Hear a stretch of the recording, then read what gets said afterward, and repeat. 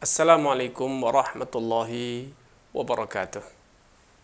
Innal hamdalillah nahmaduhu wa nasta'inuhu wa nastaghfiruh wa na'udzu billahi min shururi anfusina wa sayyiati a'malina. May yahdihillahu fala mudilla lahu wa may yudlil fala hadiyalah.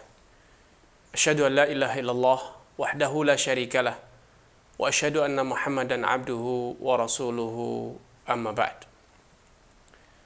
Pemirsa Fatwa TV yang semoga senantiasa dirahmati Allah Subhanahu wa taala dimanapun Anda berada. Alhamdulillah, di kesempatan yang berbahagia ini kita bisa hadir ke tengah ruang siar Anda untuk bersama-sama mengisi waktu kita, membekali diri kita dengan satu hal yang paling istimewa dalam kehidupan umat manusia, yaitu hidayah dari Allah Subhanahu wa taala. Pada program acara kita ini, kita akan bersama-sama membekali diri kita dengan ilmu agama Allah Subhanahu wa taala yang itu sebagai bukti konkret ketika ilmu itu berhasil kita gapai, berhasil kita pahami dan kemudian kita ajarkan dan kita amalkan. Maka itu pertanda Allah Subhanahu wa taala betul-betul cinta kepada kita. Allah Subhanahu wa taala sayang kepada kita. Man yuridillahu bi khairan yufaqihu fid din. Siapapun yang Allah kehendaki untuk mendapatkan kebaikan. Khairan di sini dalam bahasa Arab menggunakan kata nakirah, kata yang tidak beralif dan berlam. Kemudian kata ini terletak pada jumlah syartiyah, pada redaksi satu prasyarat. Barang siapa, kata-kata man itu adalah huruf syarat, maka ini memberikan arti yang sangat umum, kebaikan dunia akhirat, kebahagiaan dalam harta, kebaikan dalam kehidupan dan lain sebagainya. Siapapun yang Allah kehendaki untuk mendapatkan segala bentuk kebaikan, Allah akan berikan dia kefaqihan dalam agama. Kalau Anda sebagai seorang kepala rumah tangga, Anda menjadi kepala rumah tangga yang baik bila Anda menguasai ilmu agama. Anda menjadi seorang masyarakat, rakyat, Anda akan menjadi rakyat yang baik kalau Anda menguasai ilmu agama. Kalau Anda sebagai seorang pedagang pun demikian. Anda menjadi pedagang yang baik, pedagang yang senantiasa mendapatkan kebaikan, mendapatkan petunjuk untuk berhasil menggapai kebaikan dalam perdagangan Anda bila Anda menguasai ilmu. Dan tentu yang dimaksud dengan ilmu pada kesempatan ini, yang dimaksud dengan ilmu dalam hadis ini adalah ilmu agama. Karena dengan ilmu agama Anda bisa mendekatkan diri dan semakin mendekatkan diri kepada Allah Subhanahu wa taala, bisa istiqamah di jalan Allah Subhanahu wa taala dan terhindar dari segala yang dapat menodai jiwa Anda, menjerumuskan Anda dalam kesengsaraan dunia ataupun akhirat. Pada rangkaian silsilah program acara kita ini, kita akan bersama-sama dan saya akan menghadirkan ke ruang siar Anda satu tema, yaitu tentang muamalah, seluk-beluk hukum syariat dalam perdagangan. Kenapa demikian? Kenapa tema ini yang menurut saya urgen untuk diketengahkan ke ruang siar Anda?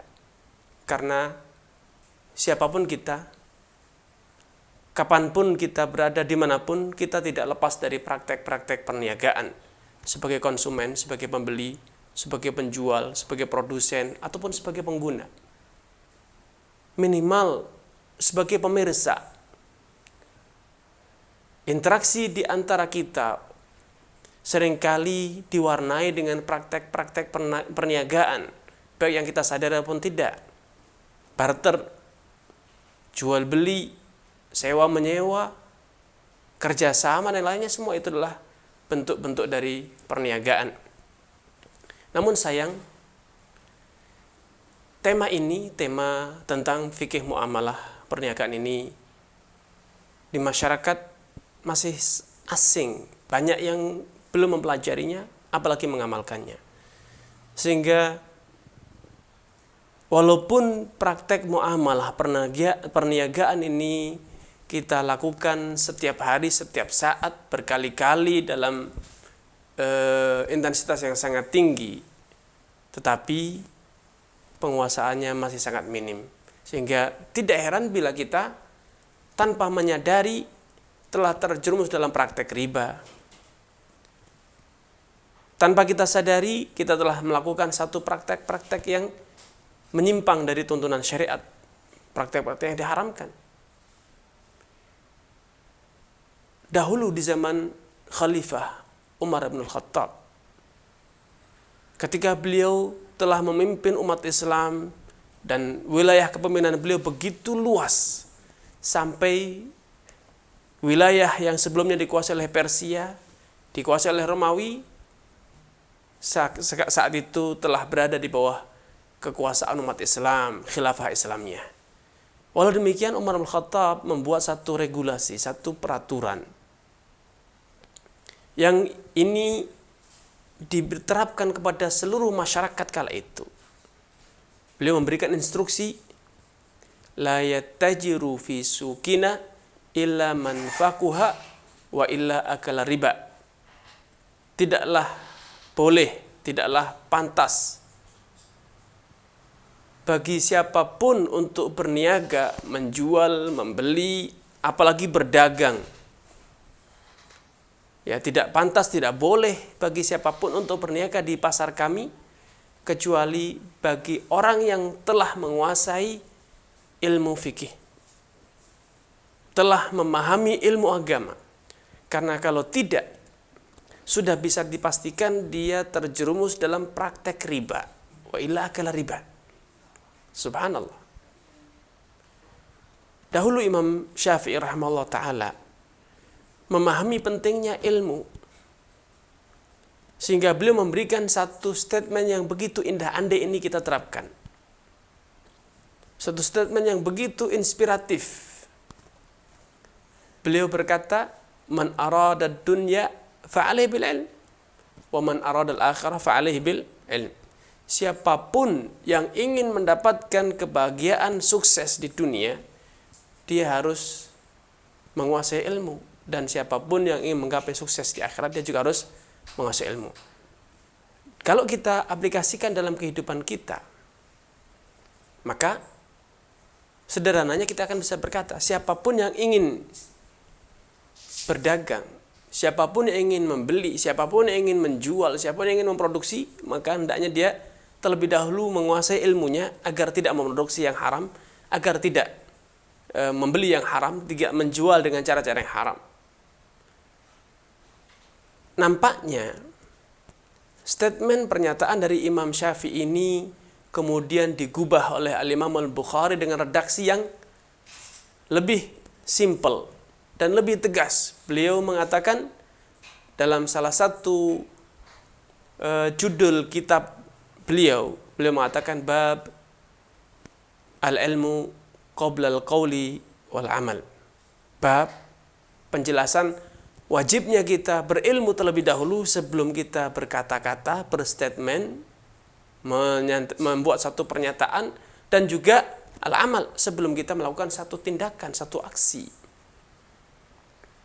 Karenanya saya mengajak Anda sekalian pada kesempatan ini untuk bersama-sama, dimulai dari saat ini dan beberapa waktu yang ke depan, kita akan bersama-sama mengkaji fikih muamalah, fikih perniagaan. Namun, berdasarkan pengalaman pribadi selama mempelajari fikih muamalah dan juga berinteraksi, mengajar, berceramah, menjelaskan perihal fikih muamalah, ada beberapa kaidah dasar yang harus kita pahami, kita dudukkan terlebih dahulu agar pemahaman kita, pengkajian kita terhadap hukum-hukum muamalah itu menjadi lebih mudah. Salah satu kaidah tersebut adalah hukum asal perniagaan itu adalah halal. Hukum asal perniagaan adalah halal. Karena Allah Subhanahu wa taala telah berfirman, wa ahallallahu al-bai'a wa harrama riba. Dan Allah itu telah menghalalkan praktek jual beli dan mengharamkan praktek-praktek riba. Ayat ini bersifat umum karena di sini Allah tegaskan al-bai'a menggunakan alif dan lam yang yufidul istighraq, yang memberikan satu kesan arti al-istighraq, semua jenis perniagaan itu halal, dan sebaliknya semua jenis riba itu hukum asalnya adalah haram. Dengan demikian, dalam mempelajari, mengkaji fikih perniagaan, hukum asalnya adalah halal, sehingga tidak boleh ada yang diharamkan, tidak boleh ada yang dilarang, dicela, kecuali bila benar-benar ada dalil yang sahih, yang valid, dan pendalilannya betul pula, valid pula, bahwa transaksi tersebut adalah transaksi yang haram. Misalnya jual beli bangkai, jual beli khamar, jelas-jelas ada larangannya. Namun ketika kita hendak berjualan yang barang-barang yang di zaman dahulu tidak pernah ada di zaman Nabi, ya, misalnya berbagai alat-alat elektronik yang ada zaman sekarang, komputer, HP, pesawat terbang dan lain sebagainya, hukum asalnya halal, walaupun itu tidak pernah ada dalilnya. Ini kaidah pertama. Pendek kata, dalam hukum muamalah, siapapun yang mengharamkan salah satu model, salah satu bentuk dari perniagaan, maka dialah yang harus menjabarkan, menjelaskan, mendeskripsikan dalil, dasar pijakan dari fatwa dia bahwa perniagaan tersebut haram. Kalau tidak, maka kembalikan kepada hukum asal, perniagaan itu hukum asalnya adalah halal. Ini kaidah pertama. Kaidah kedua yang harus difahami secara global sebelum kita masuk pada perincian, Allah Subhanahu wa ta'ala telah membagi rezeki hambanya secara adil. Ada orang yang rezekinya Allah titipkan di pintu perniagaan. Ada orang-orang yang Allah titipkan rezekinya di pintu pertanian. Ada orang-orang yang rezekinya Allah titipkan di tengah-tengah lautan. Mereka para nelayan. Ada orang-orang yang Allah titipkan rezekinya itu di perkantoran. Mereka para birokrat. Kadangkala kita ketika melihat para pedagang yang sukses, kaya raya, hidupnya serba kecukupan, hidup mewah, hidup enak, kadangkala dalam diri kita ada rasa cemburu. Kita sebagai orang yang tidak berprofesi sebagai pedagang, sebagai birokrat, sebagai karyawan, sebagai petani, kita mungkin berkata, oh enaknya sebagai pedagang, kapan saja dia bisa pergi ke kantornya, kapan saja dia mau istirahat, dia bisa istirahat, hasilnya melimpah, subhanallah. Ya, perlu disadari bahwa di sisi lain bisa jadi saat Anda berkata-kata demikian itu, ada para pedagang yang sedang iri dengan jabatan Anda.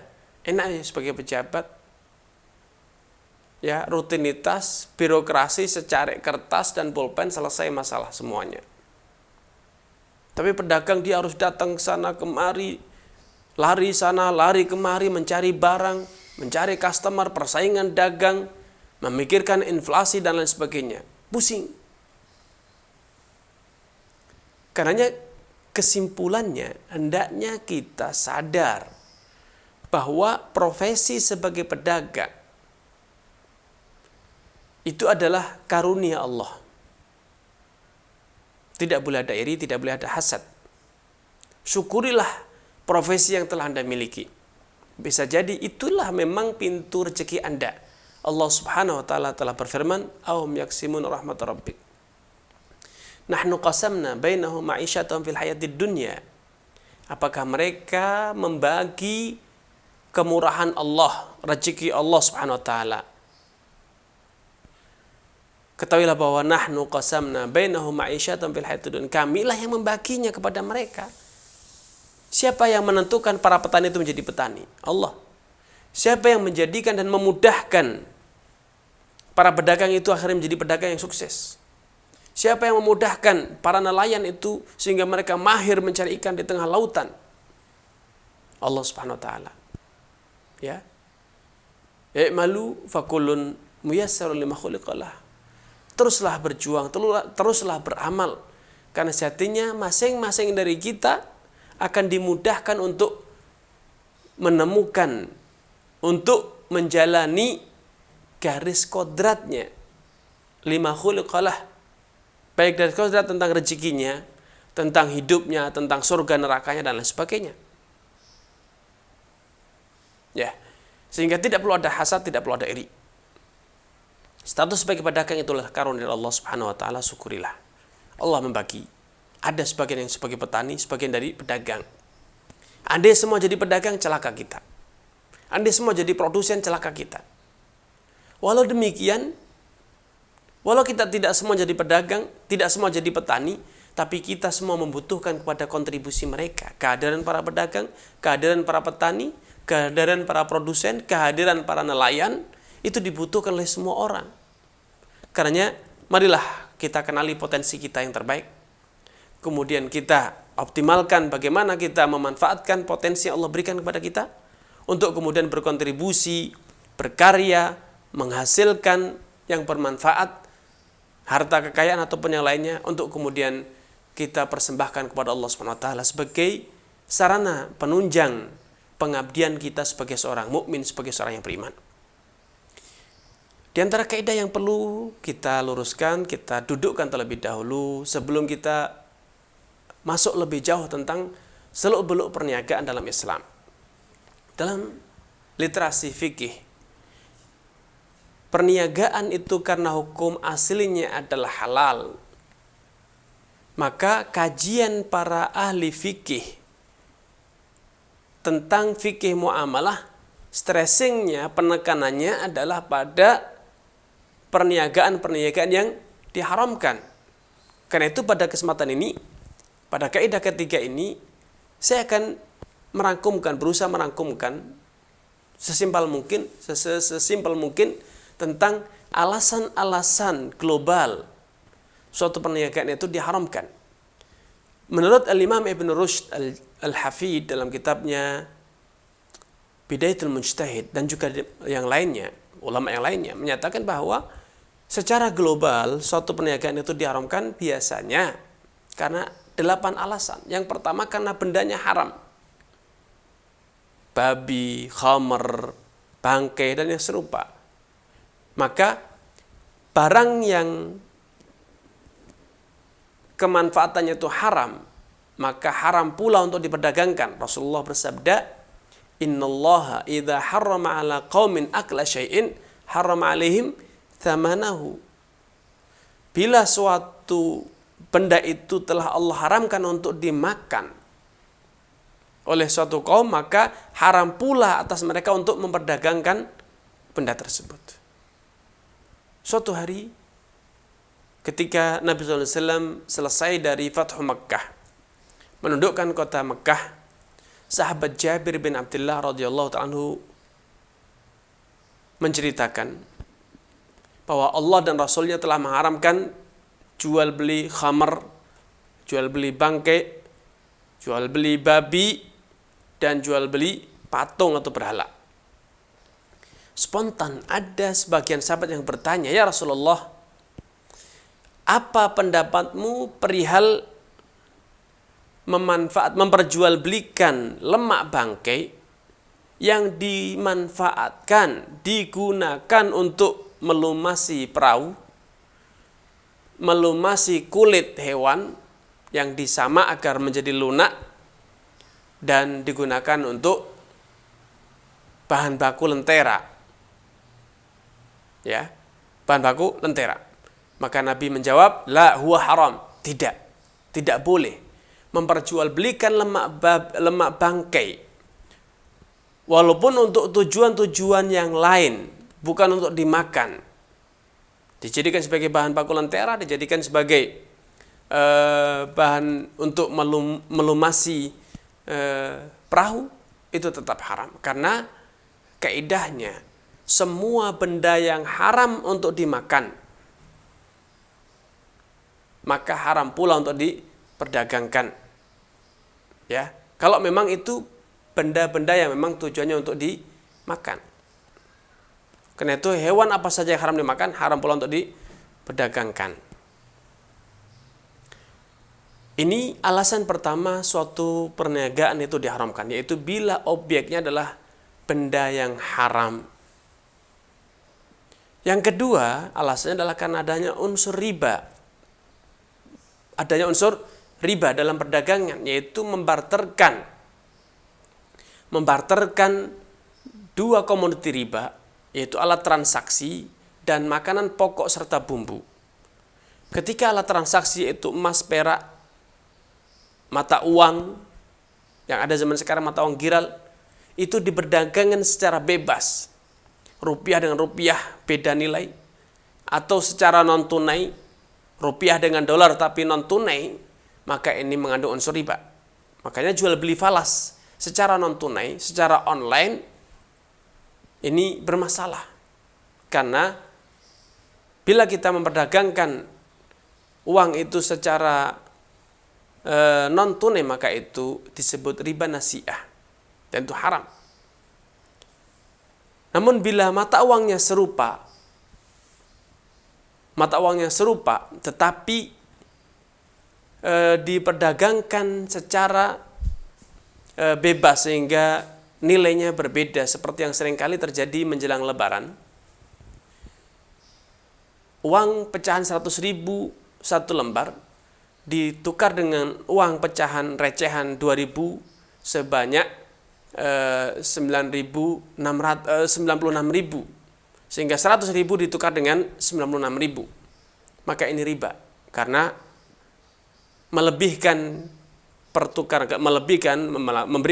kelebihan ketika kita melakukan jual beli mata uang. Demikian pula halnya ketika kita tukar tambah emas lawas dengan emas baru, 1 gram dengan 1 gram, tapi emas lawasnya ada tambahannya sekian rupiah, maka ini riba. Solusinya adalah Anda menjual emas yang lawas dulu dengan uang, setelah dapat pembayaran uang baru digunakan untuk membeli emas yang baru. Demikian pula halnya barter beras, makanan pokok dan bumbu. Beras dengan beras harus tunai dan sama takaran. Ketika tidak tunai, berasnya sekarang ini ya kemudian nilainya dibayarkan besok, maka ini riba.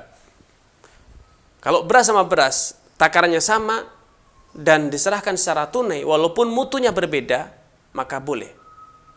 Beras yang bagus dengan sekilo beras yang jelek tunai, maka boleh.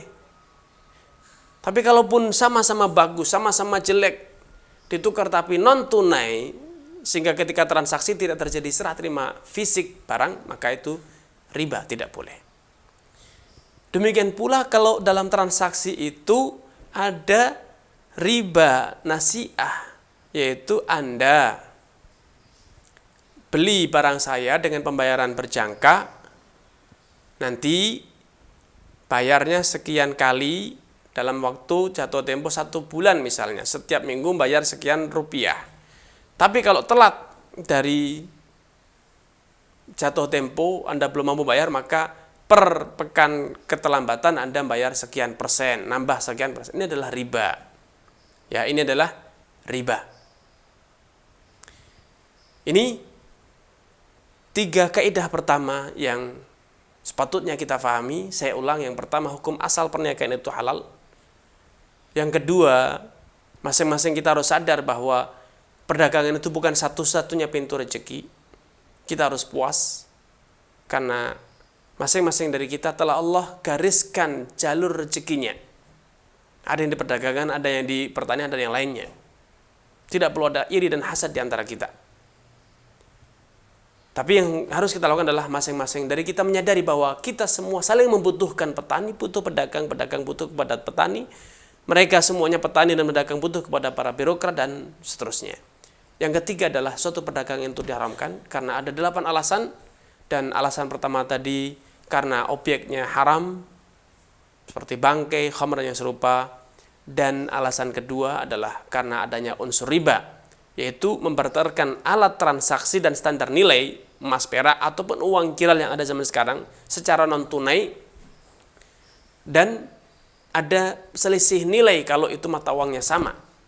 Tapi kalau mata uangnya beda, maka boleh selisih nilai tapi tetap serah terimanya harus secara tunai, sehingga tidak memungkinkan di zaman sekarang membeli emas secara online dibeli dengan uang. Boleh dibeli dengan secara online asalkan pembeliannya bukan dengan uang atau bukan dengan emas dan perak, tetapi dengan sapi, dengan beras, dengan singkong, dengan tanah dan lain sebagainya. Ini 3 alasan atau 2 alasan diharamkannya praktek riba. Dan insya Allah pada sesi yang akan datang kita akan lanjutkan lagi mengenali alasan-alasan yang ketiga diharamkannya suatu perniagaan. Sampai jumpa di lain kesempatan. Billahi taufiq wal hidayah. Mohon maaf atas segala kekurangan. Assalamualaikum warahmatullahi wabarakatuh.